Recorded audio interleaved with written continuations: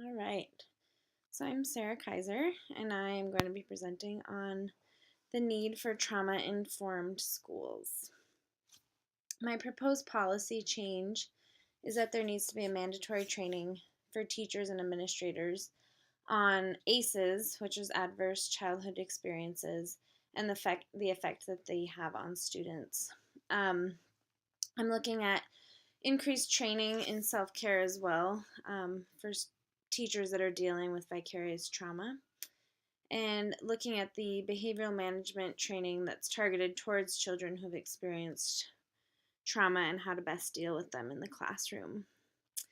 My policy would include funding to provide school social workers who can provide this ongoing training to staff and outreach to families who have experienced ACEs, since we know that it's a very cyclical experience. So basically, it would be to ask the legislature to provide funding and mandatory training for all current school employees. If I were to present in front of the legislature, I would have to have many talking points. And my talking points would be directly related to what's happening in Spokane already in the trauma informed schools here. I would have a quote from the teachers talking about how the change in the schools is affecting the teachers and how they're noticing and reacting to behavior. I would also talk about how all the trauma informed schools have seen significant drops in suspensions, expulsions, and violent outbursts. One school in particular, I believe it's Otis Orchard, noticed a drop from 83 outbursts to 13 outbursts in a 3 month period, which is a pretty significant drop. Um, the final piece of my talking points would be the cost benefit analysis. Obviously, there's an upfront cost to any type of training that would have to happen, but knowing what we know about ACEs, there would be a significant drop in children who are dropping out of college or sorry high school and becoming functioning members of society, and therefore giving back to the economy. Right now, the political climate is unfortunately not very good for a policy change here. The legislature is under a lot of pressure due to being held in contempt for not figuring out a $3 million deficit in funding. There's a lot of other reforms that are waiting to be paid for, so they may be less likely to look at the need for a paradigm shift because they're just focused on money right now. In addition, the Washington House and Senate are ruled by opposing political parties, and so it'd be hard to get both parties to pass a policy, especially a policy that has money attached to it. And so, my conclusion with that would be to start smaller and perhaps begin on the school district basis. I would utilize the Praxis framework for reminding myself how to stay on task. And that is starting with an individual problem and turning it into a social problem, which would be looking at student behavior and realizing that ACEs is a huge issue with many of the students in our schools. Placing responsibility on the right people, that would be asking the right people to step forward, and that would be administration, um, teachers, and legislatures. Presenting the solution, which would be that with more training, the teachers are better apt to intervene in students' lives who have experienced trauma. Um, I've already talked about my practical policy appeal. Developing pictures and images, I would want to make statistics into easily read pictures and images, and really be able to show the public in an image what ACEs do to our society and the people that are suffering from them.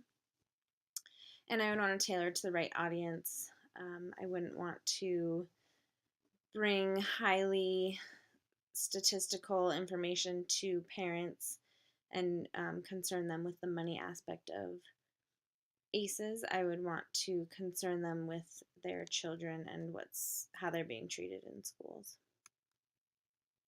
My trauma toolkit. This is just a basic toolkit that I put together. And so there's a PowerPoint slide that educates teachers on what trauma is and how it affects their students, which is the basics of what we would be teaching teachers. Many of them are unaware of ACEs and the effects that it's having on their students and how that presents in their behavior.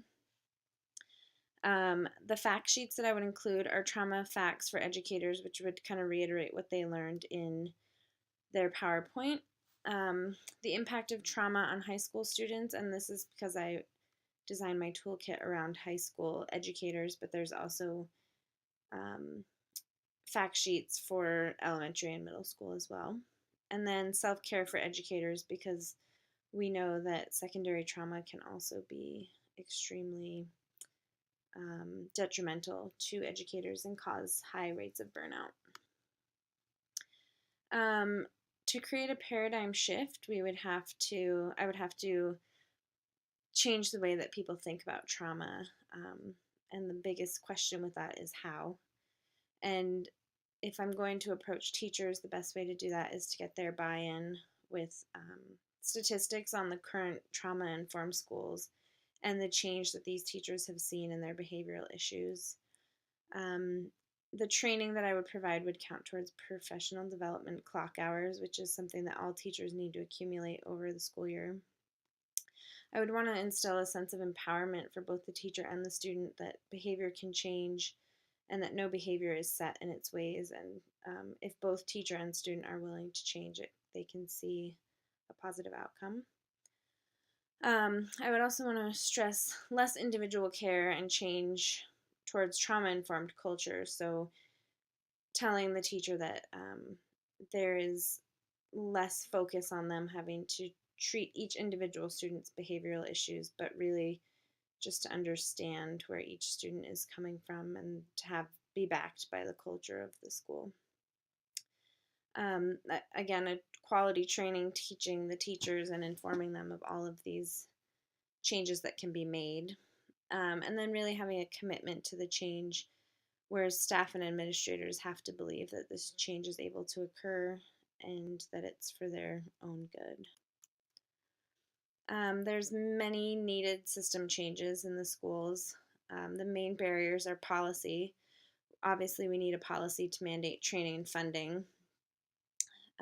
Funding is a major issue. Based on the funding used so far for 6 schools in Spokane, it would take an upwards of $2 million for all Spokane schools to become trauma-informed. Training and tradition, obviously there's a need for new training, and we would have to undo a lot of the tradition that's now placed on punishment. We kind of work in a society where if you get in trouble, you're out of the classroom, and if you mess up one more time, you're out of school, and kind of that idea of getting kicked out of the classroom and then suspension and then expulsion. The proposed solutions would be to have private grants directed towards training teachers, since getting funding from the government right now might be rather difficult. The policy change from a smaller level and moving towards a larger level, so really changing schools from the inside out, starting with the teachers and moving towards the administration and the school district. And the idea of training teachers on trauma while they're still in school before they graduate and receive their first jobs, really teaching them while they're still in their degree programs. The training for trauma-informed schools would be comprehensive and ongoing training, because moving forward, we would need a fundamental change in our educational system, and that's not going to come from one training. So the training would take part, there'd be one training that began it all, and then 1 hour trainings over a period of 1 month, one per month for a couple of years. And this training would be done in 4 parts. There'd be Trauma 101, so that's the basics of what is trauma and how does it affect people and their students.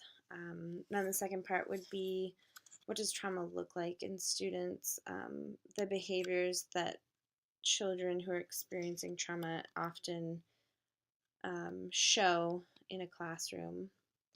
The next part would be to teach the teachers what to do now if you notice that behavior. How do you apply what you've learned and really keep that student from having those explosions or outbursts or behavioral issues that get them kicked out of the classroom. And then the final part of the training would be on that self-care and vicarious trauma, making sure that the teachers really have support in understanding what they're hearing from students and having somewhere to talk about and process that information. The measures and outcomes for this program would be qualitative and quantitative. Statistics wise, it would be really important to understand the number of children with ACEs and how many ACEs each of those children has, and then to understand the number of expulsions, suspensions, and behavioral referrals that happened before trauma-informed care was implemented, and then to document the decrease over time. That way there are solid statistics on decrease in behavioral issues.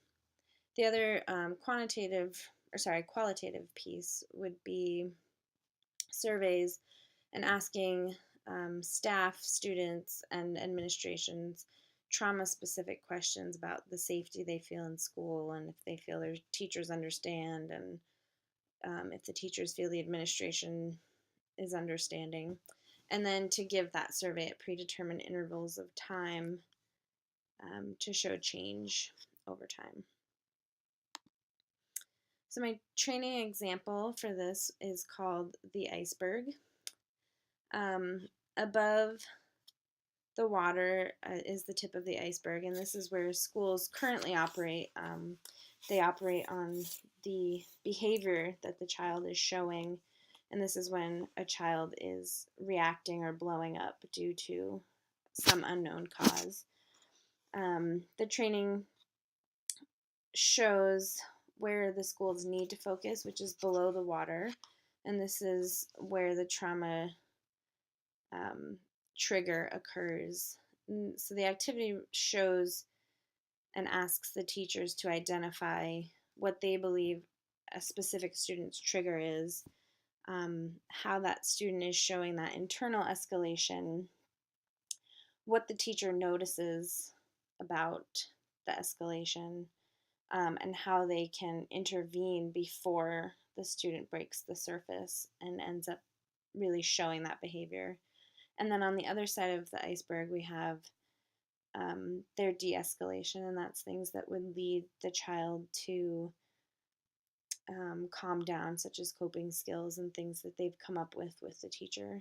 And then re-engagement is that child calming down and getting back into whatever's happening in the classroom. And then obviously returning to baseline. And this training would be done over an hour period of time in groups of 4 to 6, and with teachers each having an example of a child that demonstrates a disruptive behavior in their classroom. And this activity really shows the teachers how they can keep that disruptive behavior from showing up if they're just willing to focus on what's below the surface and not at the tip of the iceberg. And that is my presentation on the need for trauma-informed schools.